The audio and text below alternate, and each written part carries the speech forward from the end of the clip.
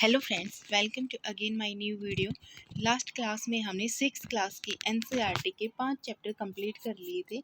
आज हम 6 चैप्टर करने जा रहे हैं। जैसे इसका जो नाम है वो हमारा है ऐसे ऐसे एकांकी। जो इसके राइटर हैं वो विष्णु प्रभाकर जी हैं।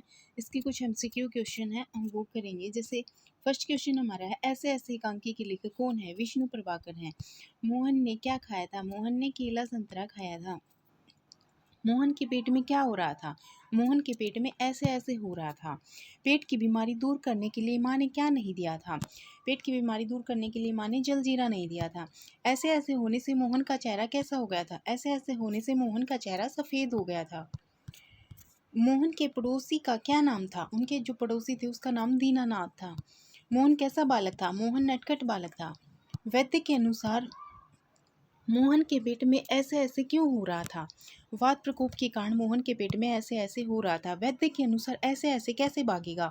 गधे के सिर से सींग के समान। डॉक्टर की किस बात को सुनकर माँ काँप जाती है? पेट में फोड़ा। मोहन के पिता ने डॉक्टर को कितने रुपए दिए थे? मोहन के पिता ने डॉक्टर को 10 रुपए दिए थे। मोहन की पड़ोसिन कौन थी? रामू की काकी। मोहन की जो पड़ोसन थी वो रामू की काकी थी। वैद्य तथा डॉक्टर के जाने के बाद मोहन को देखने कौन आता है? जो वैद्य और डॉक्टर चले जाते तो मोहन को देखने मास्टर जी आते हैं। किसके बिना क्लास में रौनक नहीं रहेगी? अगर मोहन नहीं रहेगा तो क्लास में रौनक भी नहीं रहेगी। माँ के अनुसार वैद्य मोहन के लिए किसकी दवा भेजेंगे? वैद्य के अनुसार माँ के अनुसार वैद्य मोहन के लिए दस्त की दवा भेजेंगे।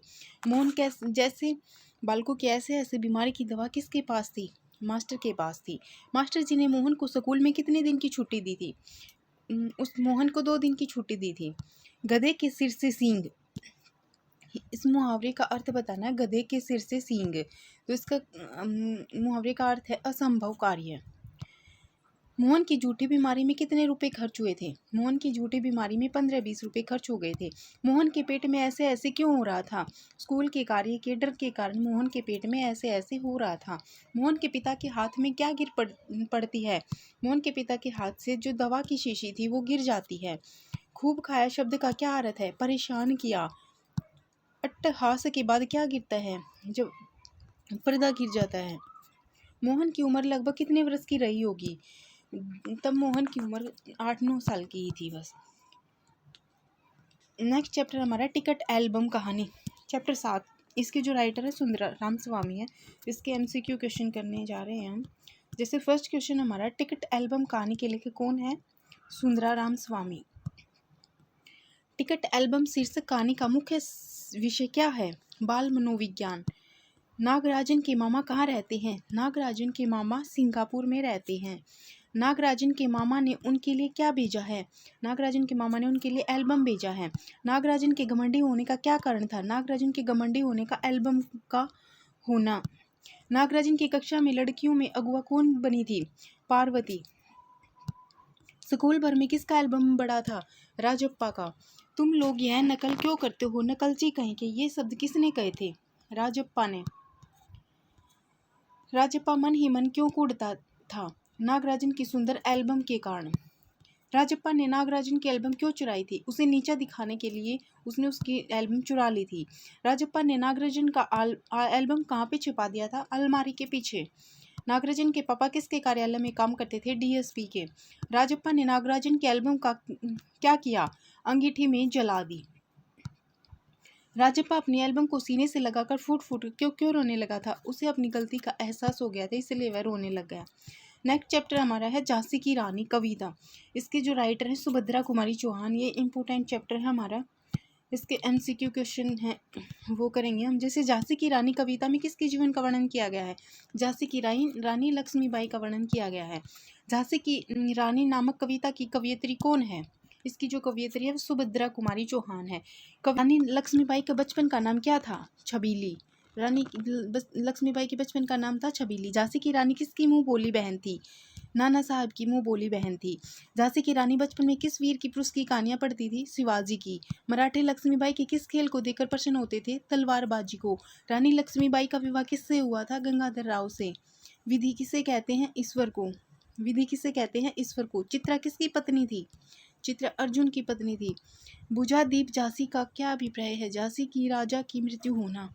लावारिस का क्या अर्थ है? जिसका कोई भी उत्तराधिकारी न हो उसको लावारिस कहते हैं। भारत में अंग्रेज भारत में किस रूप में आए थे? व्यापार करने के लिए। काया पलटना मुहावरे का क्या अर्थ है?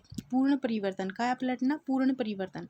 किस अंग्रेज अधिकारी ने झांसी के शासन पर कब्जा किया था? लॉर्ड डलहौजी ने। बिठूर के पेशवा का क्या नाम था? बिठूर का जो पेशवा था बाजीराव था। बीती बातों में मुहावरे का क्या अर्थ है? सरलता पूर्वक, आसानी से। लखनऊ का कौन सा आभूषण प्रसिद्ध था?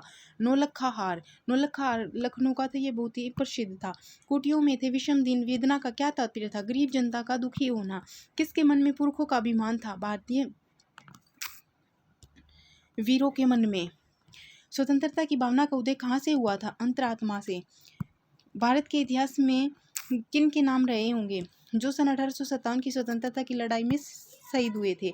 कौन सा अंग्रेज सेनापति रानी लक्ष्मीबाई के आगे टिक नहीं सका था? लेफ्टिनेंट वोकर। रानी ने झांसी से निकलकर किस राज्य पर अधिकार कर लिया था? ग्वालियर पर। कान्हा और मंदरा नाम की सखियों ने किस अंग्रेज अधिकारी को नीचे दिखाया था? जनरल स्मिथ को।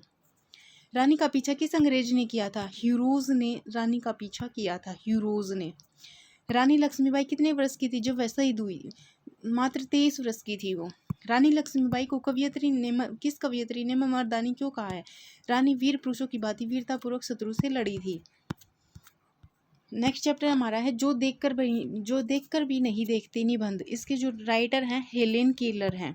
इसके एमसीक्यू क्वेश्चन करेंगे हम। जो देखकर भी नहीं देखते पाठ के मूल लेखक कौन है? Helen Keller. हेलेन केलर कहाँ की रहने वाली थी? अमेरिका की। हेलेन केलर का जन्म कहाँ हुआ था? कब हुआ था? सन 1880 में। उनकी मृत्यु कब हुई थी? 1968 में। हेलेन केलर की मित्र कहाँ की सैर करके लौटी थी? जंगल की। प्रकृति का जादू किसे कहा है? प्रकृति की सुंदरता के प्रभाव को। हेलेन केलर प्रकृति की चीजों को कैसे पहचानती थी? छूकर। हेलेन केलर ने जिंदगी की नियामत किसे कहा है? दृष्टि को। दुनिया में प्रकृति के विविध दृश्य व रंग किन की संवेदना को नहीं छूते हैं? जिनकी आंखें हैं। लेखिका के अनुसार हम अपने जीवन को किसके द्वारा रंगीन बना सकते हैं? आंखों द्वारा हम अपने जीवन को रंगीन बना सकते हैं। नेक्स्ट चैप्टर है संसार पुस्तक है पत्र। इसके राइटर हैं जवाहरलाल नेहरू। इसके एमसीक्यू क्वेश्चन है। फर्स्ट क्वेश्चन है संसार पुस्तक है पाठ के लेखक का क्या नाम है? जवाहरलाल नेहरू। पंडित जवाहरलाल नेहरू का जन्म कहाँ हुआ था? इलाहाबाद में। नेहरू ने यह पत्र किसे लिखा था? बेटी इंदिरा को। जब यह पत्र लिखा तो तब इंदिरा कहाँ रहती थी? मसूरी में। इस पत्र में नेहरू जी ने क्या उपदेश दिया? संसार के विषय में जानो। लेखक ने प्रकृति के अक्सर किसे कहा है? प्रकृति की छोटी बड़ी वस्तुओं को। लेखक के अनुसार लाखों वर्ष पूर्व धरती पर कौन रहता था? लेखक के अनुसार लाखों वर्ष पूर्व धरती पर कोई भी नहीं रहता था। संसार की प्राचीनता का हल कैसे जाना जा सकता है? प्राकृतिक वस्तुओं से। लेखक ने अपने इस पत्र में किसकी कहानी बताई है? एक गोल चमकीले पत्थर के टुकड़े की। गोल चमकीला पत्थर अपनी यात्रा कहाँ से आरंभ करता है? पहाड़ी चट्टानों से। गोल चमकीला रोड़ा अगर और आगे बहता रहता तो क्या बन जाता? रेत बन जाता। नेहरू जी द्वारा इंदिरा को लिखे गए पत्र किस रूप में संकलित है? पिता के पत्र पुत्री के नाम। नेक्स्ट चैप्टर हमारा मैं सबसे छोटी हूँ कविता। इसके राइटर है सुमित्रा नंदन पंत। इसका एमसीक्यू क्वेश्चन है मैं सबसे छोटी कविता के लेखक कौन है? सुमित्रा नंदन पंत। सुमित्रा नंदन पंत को कौन सा कवि कहा है? प्रकृति का सुकुमार कवि। मैं सबसे छोटी हूँ कविता में किस विषय का वर्णन है? बाल सुलभ क्रियाओं का।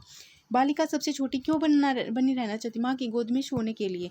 बालिका माँ का क्या पकड़कर उसके साथ फिरना चाहती है? बालिका माँ का आंचल पकड़कर उसके साथ फिरना चाहती है। माता क्या बनकर चलती है? बड़ा बनकर। बड़े बच्चों को माँ क्या नहीं सुनाती? परियों की बात। बालिका को बड़ी होने पर क्या खो जाने की आशंका है? बालिका को बड़ी होने पर अपनी माँ का स्नेह खो जाने की आशंका। बच्चों को थोड़ा बड़ा होने पर माँ उन्हें क्या थमा देती है? खिलौने। कवि ने कविता में चंद्रोदय की कल्पना क्यों की गई है? चांद बच्चों को प्रिय लगता है। नेक्स्ट चैप्टर हमारा लोकगीत निबंध। इसके राइटर है भगवत शरण उपाध्याय। इसके जो एमसीक्यू क्वेश्चन है वो करेंगे। जैसे फर्स्ट क्वेश्चन हमारा लोकगीत निबंध के लेखक का क्या नाम है? भगवत शरण उपाध्याय। लोकगीत किसे कहते हैं? जो गांव या नगर की जनता में गीत हो। लोकगीत कब गाए जाते हैं? तीज त्योहारों के अवसर पर। लोकगीतों के रचयिता कौन है? गांव के लोग। लोकगीतों को किसके सामने हीन समझा जाता है? शास्त्रीय संगीत के सामने बहुत छोटा समझा जाता है। कहाँ के लोकगीत बड़े बड़े समूहों में गाए जाते हैं? संथाली के लोकगीत। बाउल नामक लोकगीत किस प्रदेश में गाए जाते हैं? बाउल बंगाल में। उत्तर प्रदेश के पूर्वी भाग में कौन सा लोकगीत है? कजरी। लोकगीतों का संबंध किस जीवन से होता है? रोजमर्रा के जीवन से। लोकगीतों की भाषा कौन सी होती है? स्थानीय बोली। भोजपुरी के प्रसिद्ध लोकगीत का नाम? विदेशिया। विदेशिया लोकगीत का प्रमुख रस कौन सा है? वीर्य रस। बुंदेलखंडी लोक भाषा का प्रसिद्ध लोकगीत कौन सा है? आला। जोनार लोकगीत किस अवसर पर गाया जाता है? विवाह के अवसर पर। नारियों द्वारा गाए जाने वाले गीतों की प्रमुख विशेषता क्या है? समूह में गाए जाते हैं। गुजरात के प्रसिद्ध लोकगीत का क्या नाम है? गरबा। विद्यापति किस लोक भाषा के लोक कवि हैं? मैथिली। नेक्स्ट चैप्टर हमारा नौकर निबंध। इसके रचयिता है अनुबंधोपाध्याय।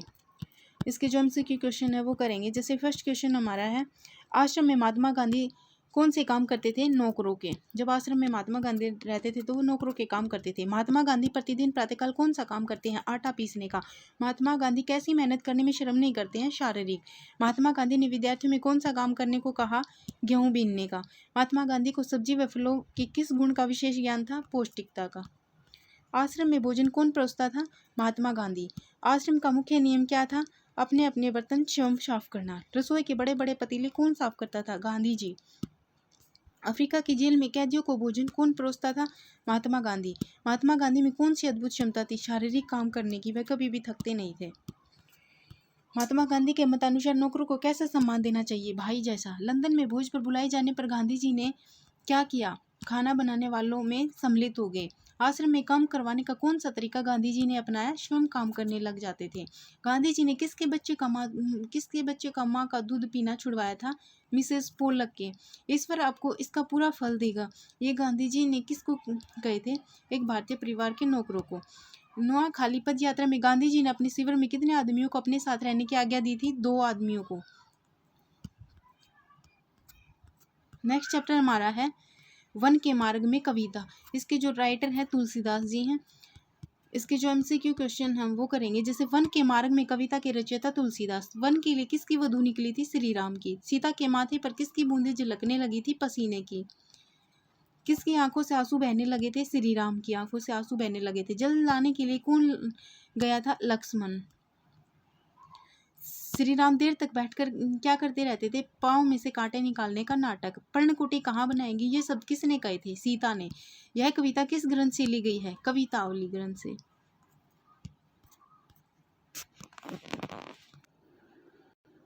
रिज्यूम क्यों है? रिज्यूम जो जिंदगी की भी है जा जा।